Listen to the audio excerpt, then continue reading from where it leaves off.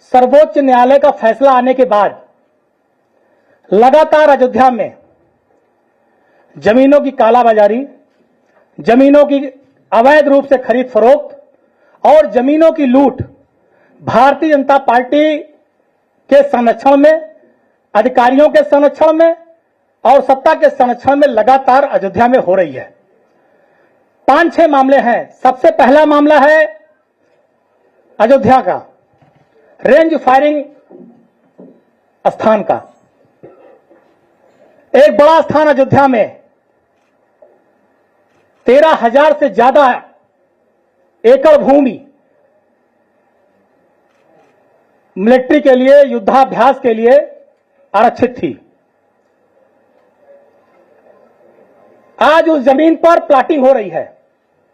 जिस जमीन पर युद्धाभ्यास होता था, जिस जमीन पर मिलिट्री अपने रिहर्सल करती थी, गोला बारूद दागती थी, भारतीय जनता पार्टी के नेताओं ने वहां पर प्लाटिंग कर डाली है। देश के बड़े बड़े उद्योगपतियों ने सत्ता के संरक्षण में वहां पर जमीन ले ली है। और हम और अयोध्यावासी इस बात से बहुत चकित हैं कि अयोध्या में ऐसा कौन सा आपातकाल आ गया था, अयोध्या में ऐसी कौन सी विषम परिस्थिति पैदा हो गई कि जहां पर मिलिट्री सेना युद्धाभ्यास करती थी, वो जमीन उद्योगपतियों को और भाजपा के नेताओं को बेच दी गई।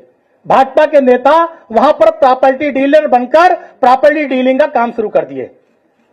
देश के नामी गिरामी उद्योगपतियों ने वहां पर जमीन ले ली।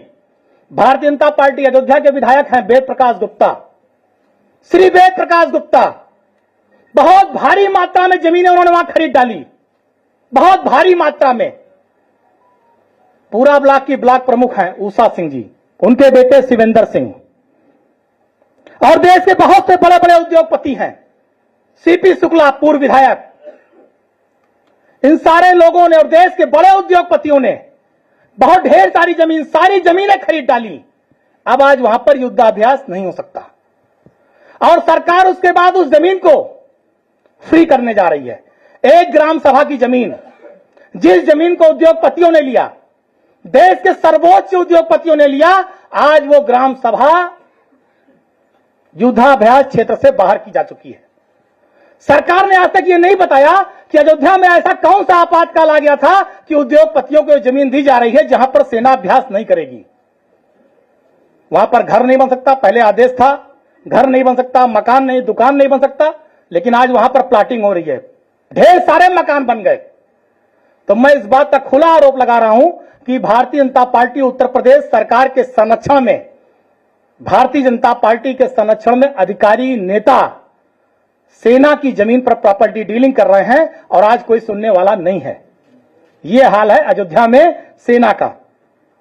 और उसके बाद बता दूं, जो 14 ग्राम सभाएं हैं, एक ग्राम सभा को किया है, 13 और ग्राम सभाओं को भी युद्धाभ्यास क्षेत्र से बाहर करने की पूरी तैयारी है, जिससे कि भारतीय जनता पार्टी के नेता और बड़े उद्योगपति वहां पर प्रॉपर्टी डीलिंग कर सकें, जमीन बेच सकें और पैसा कमा सकें।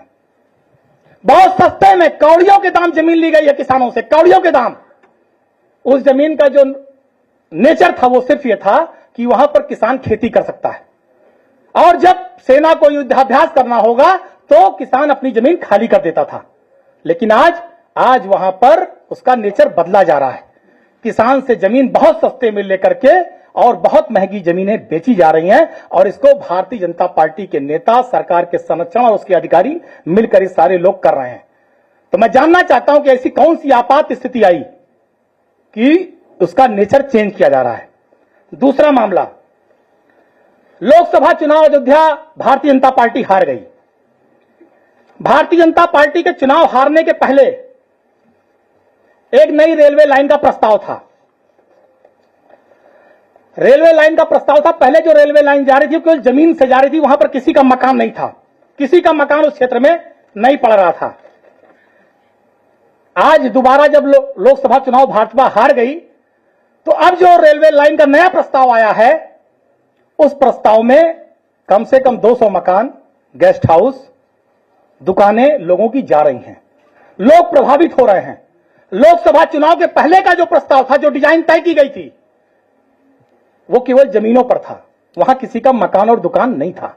लेकिन आज जो नई रेलवे लाइन प्रस्तावित की जा रही है उसमें कम से कम 200-250 मकान, गेस्ट हाउस, दुकान और आबादी का बहुत बड़ा हिस्सा जा रहा है। ऐसा क्यों किया जा रहा है? अयोध्या में एक महर्षि योगी हैं जिनका एक ट्रस्ट है। इन्होंने ढेर सारी जमीनें कूट रचित तरीके से ली। इन्होंने कई जमीनें दलित बिरादरी के लोगों की ली, जिस पर अधिकारियों ने इनके खिलाफ लिखा पढ़ी किया। इनके ऊपर मुकदमा दर्ज करने का बाकायदा आदेश हुआ, लेकिन मुकदमा दर्ज नहीं हुआ, कोई कार्रवाई नहीं हुई। उसके एवज में इस उत्तर प्रदेश सरकार के कई आईएएस और आईपीएस लोगों ने उनसे जमीन ले ली।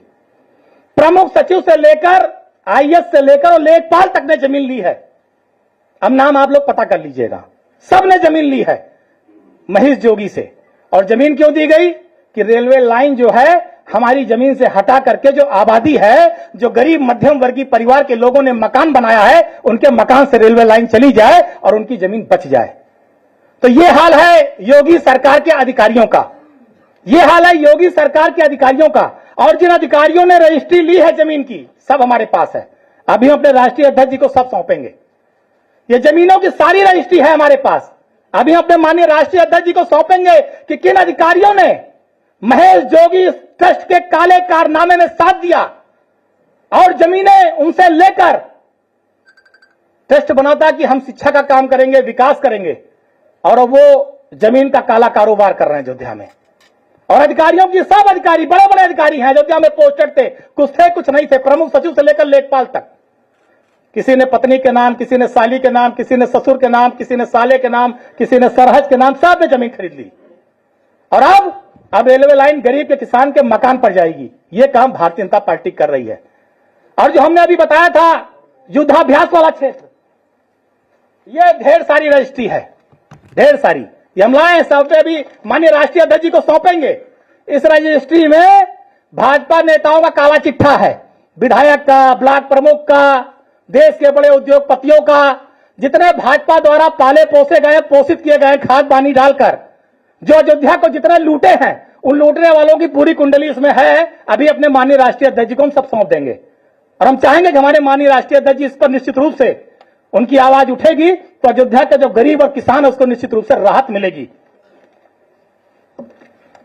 चौथा मुद्दा, तीसरा, सॉरी, हां, आसिफ बाग उपहार। आसिफ बाग उपहार में ओवरब्रिज बन रहा है। वहां के पार्षद लल्लू यादव आए होंगे, कहां हैं? पीछे, ठीक है। ओवरब्रिज का सही मुआवजा ही नहीं दिया जा रहा है। सैकड़ों परिवारों के 3-3, 4-4 मंजिला पूरे मकान जा रहे हैं। और उसके बाद पूरा बैठे रहिए, पूरा मकान जा रहा है, लेकिन सही मुआवजा किसी को नहीं दिया जा रहा है, किसी को नहीं दिया जा रहा है। तो आप सोचिए कि अभी योगी जी ने सर्किट रेट बढ़ाया अयोध्या का, योगी जी ने भी सर्किट रेट बढ़ाया। 2017 से लेकर 24 तक सर्किट रेट नहीं बढ़ा। क्यों नहीं बढ़ा? क्योंकि भारतीय जनता पार्टी के नेता, भारतीय जनता पार्टी से जुड़े हुए अधिकारी, इन्होंने अयोध्या के सारे किसानों की जमीन खरीद ली सस्ते दाम, कौड़ियों के दाम जमीन खरीद ली। और जब जमीन खरीद ली, अब सर्किट रेट बढ़ गया।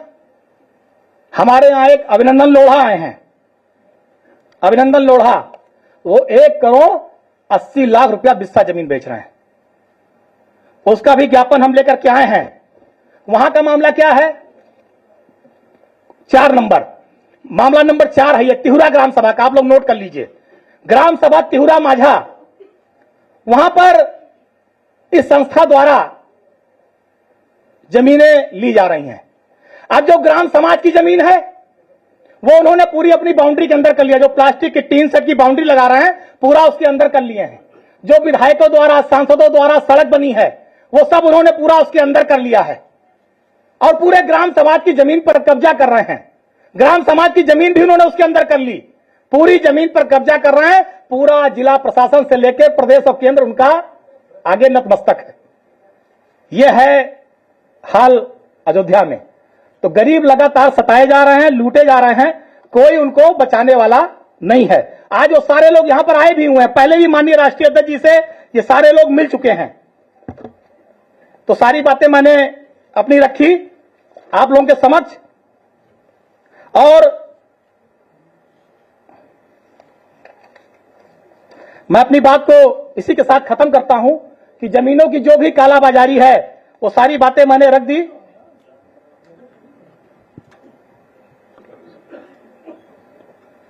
बहुत बहुत धन्यवाद।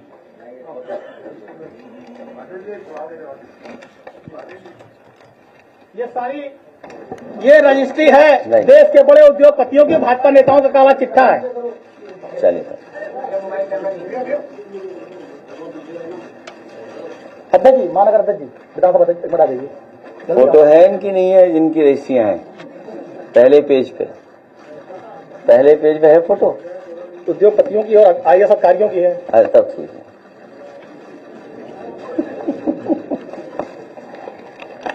चलिए बहुत धन्यवाद।